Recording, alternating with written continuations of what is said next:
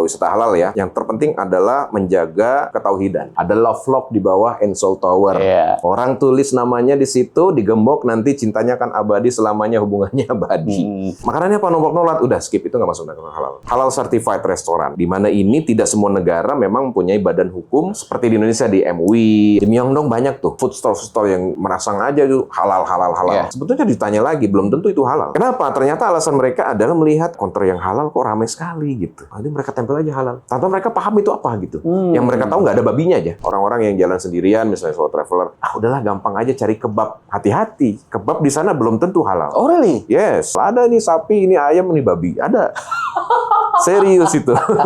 Jangan sampai tamu-tamu ini justru malah terabaikan akibat kita terus sibuk konten dan itu menjadi alibi. Loh, kan kita disuruh konten. Nah, itu yang jangan sampai terjadi. WeTalks. Sekarang gimana tanggapannya Mas Fajar ketika kita bicara kehalalan ya? Soalnya di luar negeri itu kan tidak bisa disamaratakan sama kita ya. Di situ biasanya ada 4 nih yang tadi Mas Fajar bilang. Salah satunya adalah no pork. No pork itu adalah restoran yang masih ada menu babinya, tapi ya di situ kita bisa ambil menu ayamnya. Kayak ya nggak bisa sebenarnya sih kan. Kayak gitu kan levelnya kan kayak gitu. Nomor 2 itu pork free, biasanya restoran yang tidak ada menu babinya di situ. No pork semuanya kan. Terus habis itu yang ketiga kategorinya Muslim friendly biasanya ya. Muslim friendly itu biasanya sama juga halal self declare lah gitu. Terus yang ketiga baru halal certified. Itu gimana tuh cara edukasi ke pesertanya, Mas Fajar? Biasanya kayak gitu. Untuk ini kan general ya untuk teman-teman Muslim traveler juga pasti butuh ini, Mas Fajar. Iya. Jadi gini, kalau yang kami pelajari hasil dari kami berkumpul ya teman-teman di industri, baik tour leader, tour planners, kemudian owner travel Muslim, dan juga banyak asosiasi organisasi internasional, antara lain kan OKI ya. Juga mereka concern juga bagaimana di halal destination ya. Nah, sebetulnya esensi dari wisata halal itu, nah gini, sebelum ke situ ada beberapa hal yang orang masih bingung. Apa sih bedanya Muslim friendly? Apa sih bedanya wisata Muslim, wisata halal gitu ya? Yang pertama, kalau Muslim friendly itu adalah destinasinya.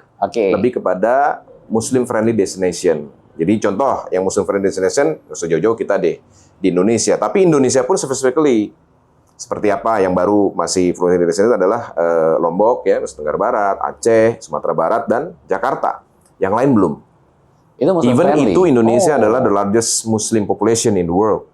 Gitu. Tapi baru itu yang memang concern di Muslim friendly destination. Nah, kalau wisata Muslim lebih kepada ya memang khusus untuk Muslim, yang memang kita fokus di situ ada ziarahnya, ada kunjungan-kunjungan ke tempat-tempat bersejarah dan memang fokusnya di concern di Muslim seperti mungkin ke Aqsa gitu ya, Palestina, Jordan dan lain sebagainya. Umroh juga gitu kan. Kalau dulu memang sebetulnya turunannya belum ada wisata Muslim, wisata halal, dulu tuh cuman lebih kepada pilgrim tourism. Kalau secara harfiahnya dalam keilmuan pariwisata. Dari situ masuk ke turunan-turunan itu sampai sekarang akhirnya yang disebut namanya wisata halal itu adalah programnya, paketnya, namanya wisata halal. Ada juga pertanyaan, oh berarti kalau ada wisata halal ada wisata haram dong? Ya itu masing-masing mempunyai persepsi ya, gitu. Tapi tujuannya adalah sebetulnya satu untuk memfasilitasi Muslim friendly destination atau wisata Muslim, wisata halal ini sebetulnya adalah extended service dalam pelayanan sebuah perjalanan pariwisata. Sama seperti orang kebutuhannya adalah harus vegetarian. Seperti saya dulu sering bawa orang India ke Indonesia, vegetarian. Jadi ya untungnya di Indonesia alhamdulillah mudah kan. Setiap hari kasih kredok, kasih gado-gado, udah tenang. Gitu. Banyak sayuran di kita kan. Nah sebetulnya lebih kepada kebutuhan. Sama juga dengan Muslim traveler membutuhkan dasarnya yaitu adalah harus sholatnya, makannya, dan lain sebagainya. Nah, masuk ke wisata halal tadi sebetulnya esensinya kalau menurut kami dan kawan-kawan gitu ya, menurut penelitian juga, satu adalah kalau untuk berbicara wisata halal ya, yang terpenting adalah menjaga ketauhidan. Ini yang paling penting. Sebelum kita berbicara halal, sebelum kita berbicara sholat. Ketauhidan dulu nih. Ini yang sering terjadi, Mas. Jadi kita kemana-mana, contohnya nggak usah jauh-jauh ke Borobudur. Kalau dulu kan, ayo kalau misalnya datang ke satu stupa, ada arca, kita bisa pegang jari manisnya, make a wish terkabul. Datang ke Korea, Om sering bolak-balik Korea. Ada love lock di bawah Encol Tower. Iya. Orang tulis namanya di situ, digembok, nanti cintanya akan abadi selamanya, hubungannya abadi. Terus kalau kita ke Trevi Fountain di Roma misalnya, di Italia, kalau kita melempar koin membelakangi air mancurnya dan masuk koinnya, make wish kita terkabul. Dan banyak sekali hal-hal yang dianggap memang lumrah di destinasi tersebut. Memang ini semacam kayak local culture.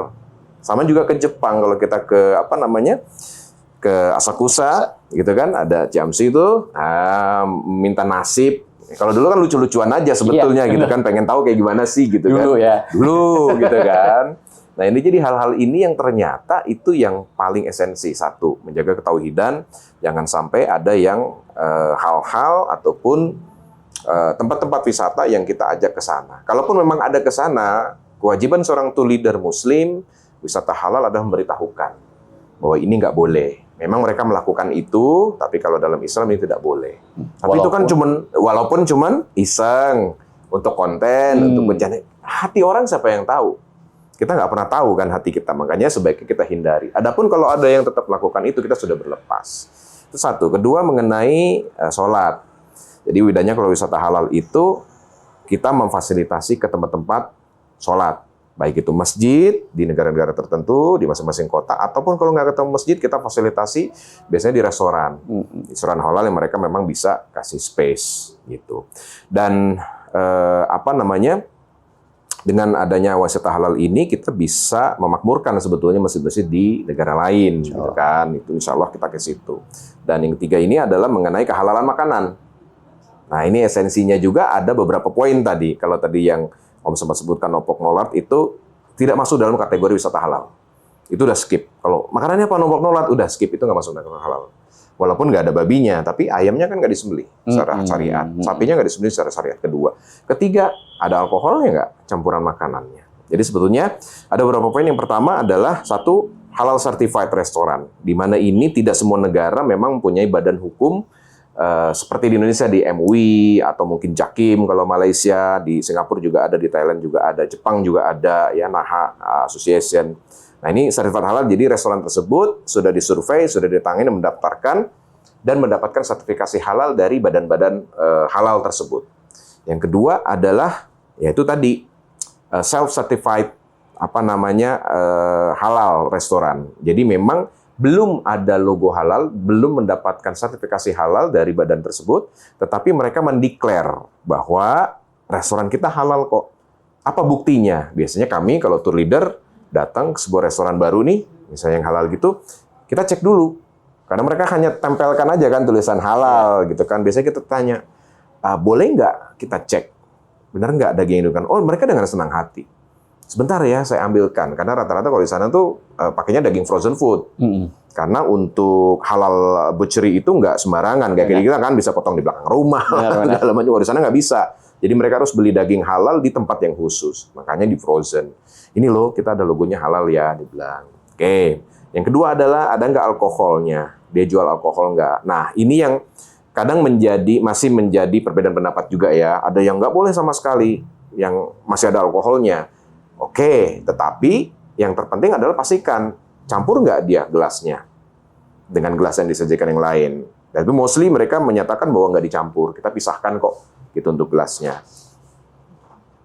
Nah, kemudian kalaupun mau ditinggalkan, ya kalau ada pilihan yang lain yang nggak jual alkohol, tentunya kita pilih yang itu. Tapi kalau yang masih ada alkohol dan tidak ada pilihan lain, ya kita fokus kepada makanannya saja. Tapi ini kembali lagi perbedaan pendapat ya. Ya, sebetulnya kan Islam itu mudah. Nah, tetapi dengan adanya hal-hal seperti ini, makanya diperlukan keilmuan mengenai kehalalan makanan ini. Nah, yang ketiga adalah seafood ataupun vegetarian, atau yang kita bilang Muslim friendly lah. Kalau kita nggak ketemu itu, cari yang memang restoran hanya menjual seafood. Seafood only, dia nggak ada jual daging, hanya seafood. Tapi juga harus dicek, apakah dia menggunakan angciu, apakah dia menggunakan arak dalam masakannya. Nah, ini kan kalau seafood-seafood di Indonesia, rata-rata tuh kan pakai tuh. Betul. Nah, ini yang harus kita cek juga. Kalaupun ada, ya kita nggak bisa masuk ke kategori itu. Kemudian vegetarian.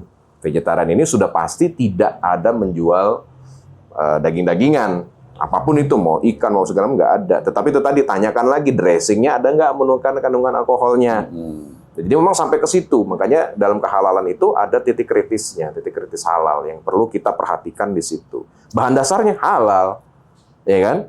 Seafood, ikan halal, sayur-sayuran halal, bahan dasarnya. Tetapi ketika itu sudah prosesingnya, nah itu yang kita mesti perhatikan detail sampai ke sana. Memang sekarang ini kayak di luar, terutama kayak di Eropa gitu lebih mudah. Mereka banyak sekarang vegan gitu. Jadi kalau mau cari makanan itu cari yang logonya vegan. Ada logonya vegan, tapi cek juga, masih dicek lagi ingredients-nya. Ada nggak kandungan alkoholnya di situ? Itu. Jadi di luar dari itu tidak masuk dalam kategori kehalalan makanan dalam wisata halal. Masya Allah. Travel hacks untuk teman-teman Muslim traveler itu ya. Jadi Masya Allah. Masya Allah. Dan juga satu lagi yang terpenting adalah bedanya wisata halal dengan yang lain, kita menghindari tempat-tempat maksiat. Kalau ke Thailand sudah pastilah ya, itu ada tempat-tempat yang begitu ya. Dalam wisata halal kita nggak ada seperti itu. Terus kemudian contoh lagi deh, kalau misalnya di Arab gimana? Ya di Dubai, kalau di safari kan, nah, biasanya makan malam, kemudian ada tari-tarian perut. Nah, itu juga hal-hal yang harus kita hindari. Seperti Aqsa. Biasanya kalau Aqsa itu rangkaiannya adalah Mesir, Palestina, Jordan. Kalau ke Mesir itu biasanya ada juga Nile Cruise dinner. Makan malam di situ halal makanannya. Tetapi di situ ada hiburan, ada tari-tarian, termasuk ada tari perut. Ya, memang itu budaya ya, culture. Nah, ini kalau kami menyarankan untuk tidak dimasukkan dalam program kalau itu, karena kita nggak bisa menghindar. Benar. Karena itu semua dalam paket gitu. Nah, termasuk jadi tadi ada tontonan-tontonan, atraksi-atraksi yang memang mempertontonkan aurat, terus kemudian ke tempat-tempat yang yang mengandung maksiat. Kalau zaman dulu kan ya udah kadang-kadang sampai hotel ada yang ngajakin jalan, keluar yuk nongkrong yuk gitu kan, ya pasti nggak jauh-jauh dari tempat-tempat yang seperti itu ya. Mudah-mudahan Allah ampunin sih. Dan dulu mana-mana jadi tour leader kan harus pasti bisa ngasih referensi kan. Iya, itu tadi betul memfasilitasi kan. Kalau sekarang astagfirullah. Iya, sekarang mohon maaf bisa gitu. Dan alhamdulillah Mas, jadi kalau bawa wisata halal ini nggak ada pertanyaan-pertanyaan itu dengan sendirinya, tidak ada pertanyaan-pertanyaan itu. Alhamdulillah ya. Jadi kita meringankan banget gitu. Kalau dulu kan ya mau nggak mau ayo ditemenin, walaupun cuma nemenin ya. Iya. Gitu. Iya. Kan, ataupun nganterin doang ya. Iya, orang kalau kata penyanyi dangdut, orang makan nangkanya kita makan getahnya ya kan. Gitu. Oke, kalau ngomongin destinasi nih Mas Fajar nih, itu kan kalau misalnya kita, let's say Jepang, Korea itu kan bukan, kita balik ke makanan sebenarnya sih. Ya. Bukan sembelihan ahli kitab ya. Jadi memang negaranya itu bukan mayoritasnya orang yang ahli kitab gitu. Kalau misalkan kita let's say ke negara yang didominan sama Katolik dan lain sebagainya, itu kan sembelihannya kan kita bisa potongannya atau sembelihannya kita bisa makan dengan Bismillah, dan itu kan memang diringankan kan. Masalah kan sebenarnya yang kayak tadi negara kayak Jepang, Korea yang kayak gitu kan ya Mas Fajar ya. Kalau kita ngomongin destinasi Mas Fajar, destinasi luar negeri ya, di luar Southeast Asia, yang paling Muslim friendly sekarang mana? Selain umroh pastinya ya. Kayak kita bukan ngomongin negara Muslim deh, negara yang ke dalam kategori Muslim friendly. Muslim friendly liburan. destination, Tiga destinasi. Menurut Mas Fajar? Jepang nomor 1. Nomor 1 Jepang. Korea, Thailand. Ya. Oh, udah itu ya. Itu 3. Dan saya amazed sama Jepang. Kalau Thailand sebetulnya sudah lebih dulu. Jauh sebelum Jepang dan Korea, Thailand sudah lebih dulu. Kenapa? Karena memang sebagian dari penduduk mereka kan ada yang Muslim bagian selatan ya, orang-orang Thailand bagian selatan yang memang tersebar juga gitu. Mereka sudah lebih ramah Muslim sebetulnya, dan kita mudah kalau kita jalan-jalan ke Thailand, apalagi mau cari street foodnya itu gampang banget. Jadi udah yang berjilbab dan itu bener real memang halal. Nah, kemudian disusul oleh Jepang. Nah, Jepang ini yang sangat luar biasa menurut saya. Negara yang bisa dibilang ya mayoritas beragama kan Buddha Shinto ya, gitu. Tetapi mereka sendiri mendeklar sebetulnya planningnya itu adalah ketika tahun 2021 atau 22 ya untuk Tokyo Olympic. Jadi pemerintah Jepang itu memang menyatakan bahwa mereka akan mendeklarasikan bahwa Jepang adalah Muslim friendly destination in the world. Itu berbarengan dengan Tokyo Olympic. Kenapa? Olympic itu kan semua orang datang. Betul. Dari semua negara kan, dari seluruh dunia. Jadi mereka tujuan memfasilitasi terutama supporter-supporter, atlet-atlet, tim official yang memang beragama Islam, yang mereka mencari makanan halal. Yang itu sebetulnya mereka dianalisis bahwa banyak ya orang datang ke Jepang ini ternyata dari negara-negara mayoritas Muslim. Tidak hanya Indonesia, ada Malaysia, ada Singapura, ada negara Arab. Tapi masalahnya adalah kesulitan kita untuk datang ke sana untuk menikmati makanan yang halal. Seperti saya dulu pertama kali saya ingat ke Jepang itu 2007 atau 2008. Itu susah sekali cari makanan halal. Boro-boro ramen halal kayak sekarang nggak ketemu. Karena memang originalnya ramen itu kan ya dari kaldunya dari tulang babi kan. Yeah. Memang originalnya ya. Benar. Original resepinya itu. Nah, orang-orang Jepang terutama dari pemerintahannya ini mereka melihat nih bahwa ini adalah kebutuhan dasar dari wisatawan Muslim. Bayangkan kalau kita bisa memfasilitasi mereka, akan jauh lebih banyak datang. Dan itu betul. Coba lihat sekarang. Benar. Luar biasa kan. Makanya mereka pengen memperkenalkan juga. Makanya mempromosikan pariwisata itu bukan hanya destinasi ya, atau objek-objek wisata, tetapi juga melalui kebudayaan. Salah satunya adalah kuliner. Ini kan termasuk budaya juga. Kuliner Jepang kan luar biasa. Ada sushi, ada ramen, macam-macam sekali, dan makanannya enak semua gitu. Nah, mereka pengen orang-orang Muslim, wisatawan traveler ini, Muslim traveler ini, mereka dapat menikmati juga gitu loh makanan-makanan tersebut dengan halal tanpa perlu khawatir. Nah, makanya mereka fasilitasi dengan mempermudah membuka izin restoran, kemudian mendirikan badan-badan halal, dan banyak komunitas-komunitas Muslim sekarang yang akhirnya mereka juga concern di Jepang. Tidak hanya soal makanan tadi di Jepang yang sekarang sudah semakin mudah, kemudian mereka memfasilitasi dengan tempat sholat. Iya. Hampir di setiap terminal, stasiun, bandara itu pasti ada tempat sholat. Even di mall pun ada tempat sholat. Even kalau ke Harajuku ada Tourist Information Center, mereka siapkan tempat sholat. Sampai segitunya. Sampai oleh-olehnya. Sampai oleh-olehnya juga banyak yang halal sekarang sudah ada. Nah, tinggal bagaimana tour leader ini mampu nggak untuk mengarahkan ke sana, kan tugasnya kembali lagi ke tour leader ini. Walaupun judulnya wisata halal, tapi tour leader sendiri pemahamannya mohon maaf gitu ya masih belum dibekali dengan cukup, maka ya akan kena ini juga. Seperti apa sih kalau orang tahu dulu oleh-oleh Jepang itu kan yang paling terkenal apa? Tokyo Banana. Tokyo Banana, KitKat. Ayo Tokyo Banana gitu kan, KitKat. Baru tahu setelah diteliti ternyata itu tidak halal. Aduh. Padahal pantesan enak banget sih. Nah, jadi sampai ke situ bahwa Jepang ini luar biasa. Diikuti dengan Korea. Memang Korea belum semasif Jepang ya, tetapi sekarang sudah semakin terbantu lah. Even di Korea pun kita harus hati-hati. Di Myeongdong banyak tuh food store yang merasang aja tuh halal. Yeah. Sebetulnya ditanya lagi belum tentu itu halal. Ini harus hati-hati juga. Jadi kenapa? Ternyata alasan mereka adalah melihat kok yang konter yang halal kok ramai sekali gitu.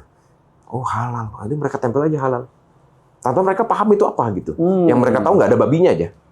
Tapi ayamnya apakah disembelih? Sapinya apakah disembelih? Nah ini harus hati-hati juga. Terus juga gelatinnya. Nah, apakah mengandung gelatin babi dan lain sebagainya. Biasanya Jepang, Korea itu pada umumnya makanan mereka memang menggunakan gelatin babi. Ya, karena satu, lebih murah. Kedua, untuk tekstur makanan itu lebih bagus. Makanya mereka banyak menggunakan itu. Nah, termasuk sushi juga. Bahannya seafood kan? Ya, tapi ketika sudah masuk ada mirinnya segala macam, ada alkoholnya kan nggak bisa juga. Nah, itu yang makanya ada beberapa restoran di Jepang juga yang menyajikan itu adalah sushi halal. Kalau Mas Fajar biasa jajan di Myeongdong ngambil apa? Cari yang mana-mana aja tuh, ada yang orang Pakistan tuh. Sama ada restoran halal agak masuk ke pojok itu saya biasa makan di Busan Jeep tuh. Biasa di situ udah makan di situ, atau kalau mau agak jalan sedikit nyebrang itu ada bakso tuh. Nah, yang Indonesia punya. Biasa kan WHI ke situ juga kan. Tapi untuk yang lain-lain saya lebih menghindari lah. Makanya saya selalu sampaikan sama tamu-tamu, cuman 2 aja concernnya, halal, haram. Kalau subhat, ya udah tinggalkan. Kalau ragu-ragu tinggalkan. Iya, tinggalkan aja, better udah tinggalkan. Toh kita hanya berapa hari kok. Ibarat, aduh pengen banget nih makan steak gitu kan. Kalau steaknya nggak halal, tahan aja udah ya. Iya, gitu. Makanya kayak kalau misalnya di destinasi di Eropa misalnya gitu kan, Mas bisa nggak kita makan local food steak di sini? Oh, oke. Tapi ada nanti di kota yang sana Pak, kalau mau. Kalau yang lain-lain saya nggak sarankan. Ginza bawah ya itu ya Mas ya. Ya, lebih situ. Kalau oleh-oleh di Jepang Mas rekomendasinya apa? Tadi kan yang enak ternyata memang nggak boleh ya. Iya. Karena Toke Banana itu ada emulsifier-nya kalau nggak Iya. salah. Terus habis Iya. itu KitKat KitKat juga. processing coklatnya itu udah mengandung alkohol gitu. Iya. Jadi teman-teman kalau misalkan sedikit hacks ya, saya belajar dari Mas Fajar pastinya ya. Insyaallah. Kalau misalkan oleh-oleh di Jepang itu dilihat ingredients-nya pas satu ada porknya apa enggak pasti ya, itu udah jelas ya. Kedua itu biasanya emulsifier atau emulsifier ya itu tuh adalah bahan utama penguat rasa makanan yang terbuat dari tulang hewan. Ya. Nah, bisa jadi dari babi, bisa jadi dari sapi. Tapi balik lagi kalau misalkan sapi dia disembelihnya halal apa enggak? Ya. Kalau misalkan enggak halal ya kan. Tapi ada bahan-bahan yang pakai emulsifier atau emulsifier itu yang menggunakan nabati ya Mas, kacang kedelai biasanya ya Mas ya kayak gitu. Iya. Nah terus habis itu yang nomor 3 ya dilihat di situ ada alkoholnya apa enggak gitu. Sesimpel itu padahal tapi kelihatannya ribet gitu kalau dilakukan, tapi enggak, simple gitu. Betul. Dan apalagi sekarang ada aplikasi ya Mas ya. Iya, dan maaf kalau gitu. boleh menambahkan juga, sampai kita cek ke proses pembuatannya. Sometimes di produk itu memang aman buat kita. Tapi ternyata dalam tempat pembuatannya itu bercampur dengan yang tidak halal. Nah ini juga sampai ke situ. Biasanya kalau di Jepang itu organisasi ataupun komunitas itu mereka cek tuh sampai ke sana. Even telepon ke pabriknya, dan kalau di sana enaknya adalah fair. Benar. Mereka fair. Kalau memang ini ada ini, ya mereka bilang gitu. Iya. Jadi nggak ditutup-tutupi. Jadi selain ada aplikasi, biasanya yang tadi Mas Fajar bilang ada blog-blog juga yang biasanya teman-teman traveler itu ikuti ya Mas ya. Ya, karena teman-teman dari blogger gitu itu menelpon langsung ke pusat produksinya. Ini benar nggak? Kayak tadi tahu emulsifier itu bahannya apa, itu dicek juga sama mereka kan biasanya ya Mas ya. Terus habis itu mereka cek. ini bercampur apa enggak dengan proses itunya mereka cek kan gitu. Betul. Ya kalau di Jepang, Korea kita agak mudah. Kalau di Eropa ini effortnya lebih luar biasa lagi karena belum ada badan halalnya. Pas saya mau masuk Eropa Mas Fajar. Masya Allah. Jadi guys, gue ini pernah nanya sama Mas Fajar ya, negara terberat atau terberat sebagai seorang tour leader tuh kemana Mas? Jawabannya Mas Fajar, tetap West Europe nggak diulang gitu. Bener itu Mas. Betul. Eropa itu luar biasa effortnya, terutama untuk yang halal ya. Oke. Untuk yang halal. Seberat apa sebagai seorang tour leader muslim untuk ngelihat grup ke Eropa, Mas Fajar? Satu, kita sendirian di sana. Tidak ada local guide seperti di Asia ya. Kita sendirian, jadi bekerja betul-betul hanya dengan driver. Itu pun kalau kita beruntung dapat driver yang kooperatif. Enak diajak kerja sama, ramah dengan tamu, bahasa Inggrisnya komunikasinya juga bagus. Ada juga yang sometimes kalau pas lagi kurang beruntung, ya dia nggak bisa bahasa Inggris atau susah bahasa Inggrisnya sehingga kita harus translate. Karena kebanyakan sebenarnya dari, kalau nggak dari Italia, dari negara-negara Eropa Timur kan. Gitu. Dan juga agak kurang kooperatif. Gitu, jadi sesuai rute apa ini dia nggak mau, itu nggak mau, sama tamu juga nggak terlalu ramah, jadi agak berat salah satunya di situ. Kemudian mengenai restoran memang sih alhamdulillahnya adalah bahwa kami punya komunitas juga tour leader muslim yang memang sudah concern di situ. Tour leader banyak beragama Islam, tetapi banyak juga yang belum concern untuk mengenai kehalalan. Ini jadi bedanya itu, Om. Gitu. Yang mudah-mudahan teman-teman juga akan terus ke sana ya. Bukan tanpa kita mengecilkan ataupun enggak, sama sekali enggak. Bahwa tetap sama-sama kita muslim, kita sama-sama profesinya juga sebagai tour leader, tetapi ada memang kita yang sudah concern, yang sudah fokus nih. Ya itu tadi, dasarnya sama sebetulnya apa yang saya tadi ceritakan. Jadi teman-teman senior juga kayaknya udah capek ya bawa yang kayak gitu, pengen bawa yang tenang gitu. Lebih nyaman, lebih ini gitu kan. Dan sampai ke situ akhirnya. Itu pendewasaan diri tidak bisa ditolak ya ternyata ya. Tidak bisa ditolak, betul. Dalam arti kata nambah umur gitu ya. Makin sini konsernya makin ke situ. Ada ya. Makin ada fokus ke situ. Lalu juga bagaimana kita meng-arrange atau memanage perjalanan setiap harinya, karena di Eropa kan sangat strict sekali ya. Sangat strict untuk pemakaian kendaraan, maksimal hanya 12 jam. Nggak boleh lebih dari itu. Bagaimana caranya kita mengatur, apalagi kalau pas dapat itinerary-nya yang super duper padat gitu ya. Dapat tamunya juga yang Masya Allah, Alhamdulillah agak sedikit lambat gitu ya. Nah ini yang betul-betul menjadi effort kita di situ gitu. Karena ya kita bisa pahami sih ya, karena mungkin kita mau foto-foto segala macam betul, tapi kan sebetulnya concern kita adalah bagaimana tamu-tamu kita mendapatkan semua yang ada di dalam itinerary. Kan fokusnya ke situ sebetulnya gitu. Terus kalau makanan halal ya itu tadi kita bisa saling sharing di mana ada yang halal dan lain sebagainya seperti itu. Memang belum ada badan khusus menempel seperti di Jepang atau di Indonesia MUI gitu. Kalau di sana belum ada. Mereka biasanya menempel sendiri. Tapi kita sudah konfirmasikan satu pengelola atau pemiliknya adalah muslim atau kokinya atau chefnya itu muslim. Dan dagingnya pun yang disajikan adalah daging yang halal tanpa ada campuran apapun yang tidak halal seperti itu. Dan kadang-kadang kan yang paling simpel, terutama mungkin kalau orang-orang yang jalan sendirian, misalnya solo traveler, udahlah gampang aja cari kebab. Hati-hati, kebab di sana belum tentu halal. Oh really? Yes, belum tentu halal. Ada ini sapi, ini ayam, ini babi, ada. Serius itu.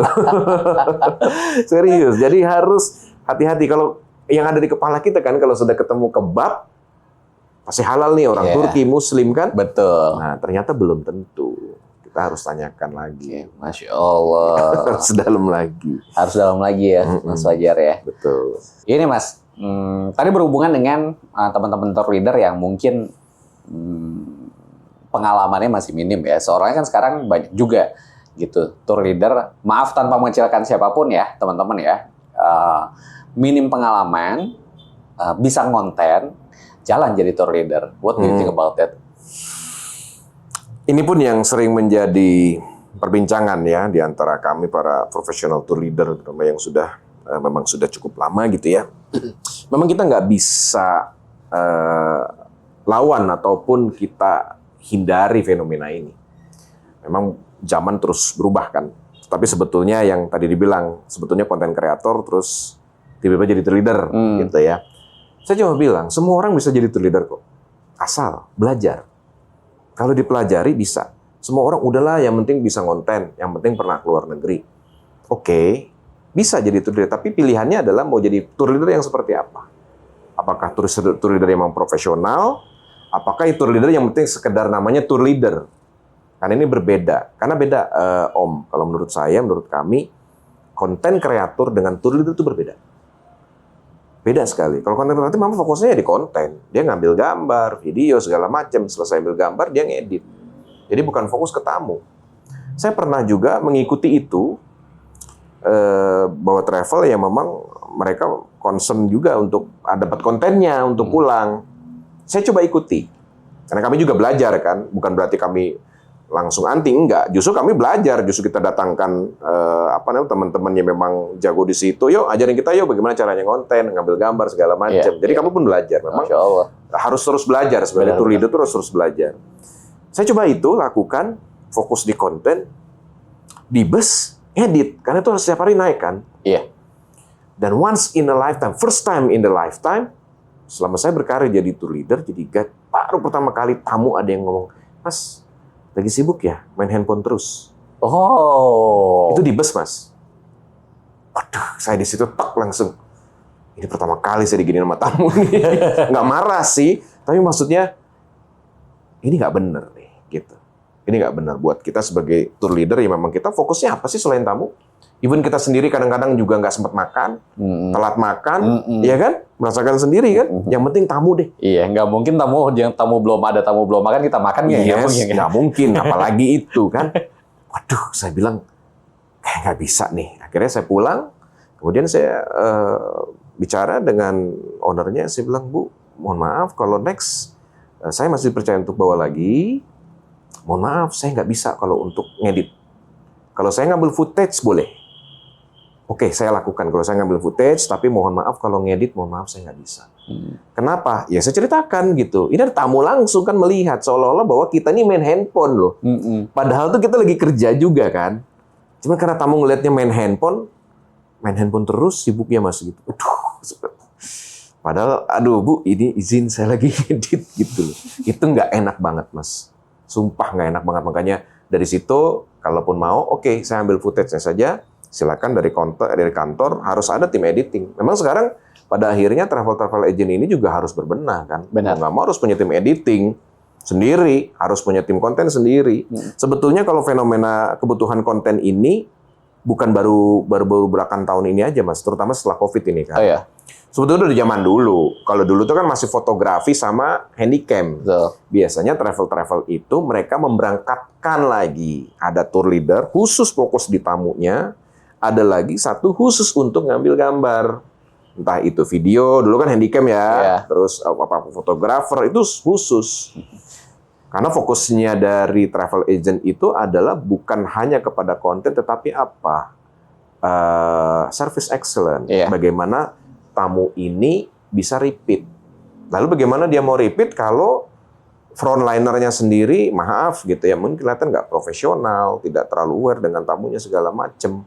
Nah ini kan pada akhirnya mereka hanya ya sudah sekali aja gitu. Masya Allah. Jadi begitu kalau menurut saya teman-teman konten kreator ya apalagi banyak yang muda-muda ya, saya sih sangat appreciate gitu ya dengan bakat-bakat mereka sangat talented. Kalau mau jadi tour leader ya pelajari dengan baik gitu ya, sambil bisa jadi konten tapi juga harus bisa mengkondisikan kapan kita konten, kapan kita harus fokus sama tamu. Tapi kembali lagi, apa sih misinya kita? Seorang tour leader dipercayakan travel agent itu kan sebenarnya satu tujuannya. Titip tamunya ya. Iya. Bukan titip kontennya ya. Bukan gitu kan. Bukan begitu, titip tamunya gitu. Jadi jangan sampai tamu-tamu ini justru malah terabaikan akibat kita terus sibuk konten dan itu menjadi alibi. Loh, kan kita disuruh konten. Nah, itu yang jangan sampai terjadi begitu. Iya. Memang tamu-tamu ini juga banyak yang merasa kalau mereka pulang itu pengen ada gambar yang bagus. Ada, tapi tidak semua. Ada yang seperti itu, tapi tidak semua gitu. Kembali lagi, kalau kami boleh saran, kalau memang mengambil promosi apa segala macam, berangkatkan khusus itu jauh lebih baik kalau menurut kami ya. Sehingga sama seperti kalau kita umroh lah, ada tour leader, ada mutawif. Jadi mutawif fokus di bimbingan ibadahnya, tour leader fokus di bimbingan teknisnya. Betul. Jadi nggak mungkin kan Ustadz kita suruh-suruh angkat koper. Ustadz ini nggak bisa dibuka pintu kamarnya. Aduh, kalau ini pribadi ya mungkin ada berbeda pendapat. Tapi kalau menurut saya pribadi, seorang ulama, seorang ahli agama itu harus dimuliakan kalau menurut saya. Mau muda, mau tua itu harus dimuliakan. Makanya saya selalu bilang kalau saya bawa umroh kepada jemaah, ibu-ibu kalau fokus urusan ibadah silakan sama Ustadz. Tapi kalau urusan mengenai pintu kamar nggak bisa dibuka, apa segala macam ke saya. Jangan Pak Ustadz. Iya. Alhamdulillah saya melakukan Gitu. itu. Oke, terima kasih banyak Mas Fajar atas kesempatannya. Masya Allah. Alhamdulillah kita tercerahkan sebagai traveler Muslim dan juga terutama nih teman-teman yang jadi tour leader ya, teman-teman yang jadi tour leader kita belajar banyak hari ini sama beliau. Masya Allah. Nah, kalau mau ikut ngobrol-ngobrol barengan sama Mas Fajar, insya Allah tiap bulan di Wisata Halal Indonesia. Barakallahu fiik, Mas Fajar. Mungkin ada sebelum kita tutup ada pesan buat teman-teman traveler Muslim ataupun tour leader Muslim lainnya. Monggo. Pesannya ya satu tadi kalau menjadi seorang tour leader itu harus menjaga profesionalisme. Profesionalisme itu hanya bisa didapatkan dengan ilmu. Jadi ilmu tour leader ini ada ilmunya. Jadi nggak ujuk-ujuk kalau bahasa Betawi bilang gitu ya, ujuk-ujuk jadi tour leader gitu kan. Ada ilmunya semua. Semua profesi ada ilmunya. Jadi kalau memang kita teman-teman sudah kayaknya saya senangnya ini jadi tour leader ya, belajar yang baik gitu ya, pelajari semua ilmunya itu. Terus kemudian jangan malu untuk ragu meminta saran, meminta sharing dari teman-teman yang sudah senior, sudah berpengalaman, kemudian konsisten. Sebetulnya konsisten di profesi kita dan cintai pekerjaan kita, sebetulnya itu. Kalau memang kita sekedar hobi aja yang penting bisa jalan-jalan ke luar negeri, itu kayaknya kalau memang Anda mau menjadi tour leader itu harus sudah dipinggirkan. Kenapa? Kita sebagai tour leader apa udah mikir ke situ sekarang? Yang penting jalan-jalan ke luar negeri deh. Enggak. Kan? Boro-boro, makanya enak ya jalan-jalan terus. Padahal kita ngurus tamu, ngurus orang dan nggak semudah yang kita bayangkan. Kalau kita ngurusin barang-barang kita jelas lah. Tapi kalau ngurusin orang, ngurusin manusia kan beda kepala, beda hatinya, beda treatmentnya. Nah ini profesi tour leader yang adalah profesi yang memang menjanjikan tetapi juga dijalankan dengan baik, terutama yang tour leader Muslim, traveler Muslim harus banyak referensi untuk itu. Dan sekarang alhamdulillah semakin banyak, semakin mudah sih Mas. Di restoran halal, segala macam itu banyak kok sekarang. Tinggal gimana kita mau apa enggak. Begitu. Dan ya tentunya adalah doa, ya doa orang tua, doa keluarga. Karena apa yang kita lakukan ini niatkan sebagai ibadah. Masya Allah. Begitu. Itu aja mungkin. Asik. Barakallahu fikum. Terima kasih sekali kesempatannya Mas Fajar. Sekali lagi mudah-mudahan bisa lanjut ya. Ini kita beberapa kali ngadain kelas sama Mas Fajar by the way. Karena beliau juga dosen, Masya Allah. Tour leader wisata halal Indonesia atau PT WHI Touren. Tour leader dari WHI Touren Travel ini banyak belajar sama Mas Fajar ya. Masya Allah. Beliau salah satu mentor kita lah pokoknya lah. Masya Allah. Kalau enggak, saya juga belajar kok. Enggak lah. Belajar dari Om Angga ini. Mau belajar public speaking sama radio. Soalnya gagal dulu saya radio. Really? Ngetes ya. Nggak jadi, ya udahlah jadi TL aja. Sama Mas, saya juga waktu itu belajar nge-MC ya dibayar 5.000. Tahu Skyring Mall Taman Anggrek di Taman Anggrek, Skyring Mall Taman Anggrek itu belajar di situ waktu itu. Biar goceng. Insya Allah. Biar goceng waktu itu. Taman Anggrek yang harus pakai paspor itu kan. Jokes zaman dulu tuh. Oke guys, enough for today. Kita tungguin episode selanjutnya. Barakallahu fikum. WHI Tour and Travel, jalan lebih tenang.